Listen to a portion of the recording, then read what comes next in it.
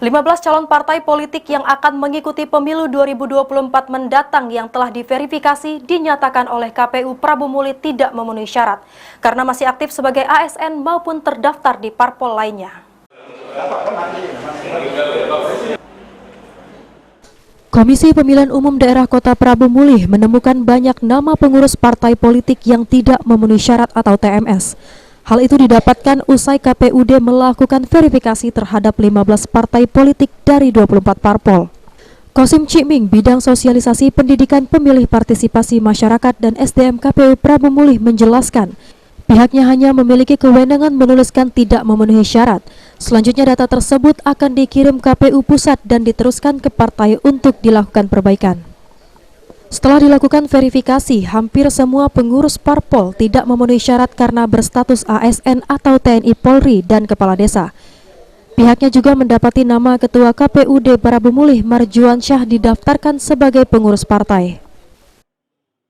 Ini yang ditemukan khusus di Kota Prabu Muli ini hampir seluruh partai politik yang ditemukan TMS.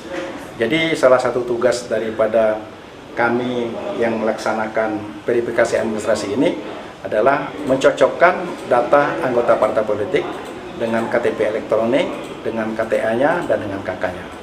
Kalau itu yang pertama. Yang kedua, kita lihat pekerjaannya.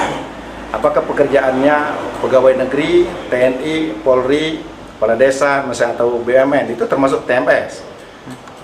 Kalau sejauh ini, Pak, yang ditemukan ada PNS atau BUMN di mana?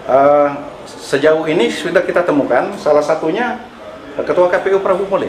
Ketua KPU Prabu Muli ini yang notabene seharusnya dan memang posisinya tidak berpartai politik karena persyaratan untuk mencalonkan diri menjadi anggota KPU itu adalah tidak berpartai politik. Kenyataannya nama beliau ada di dalam salah satu partai politik. Tahapan verifikasi parpol sendiri berlangsung dari 16 hingga 29 Agustus 2022. Parpol yang dinyatakan TMS diminta untuk segera memperbaiki data anggota dan pengurusnya. Beni Firdaus, PAL TV.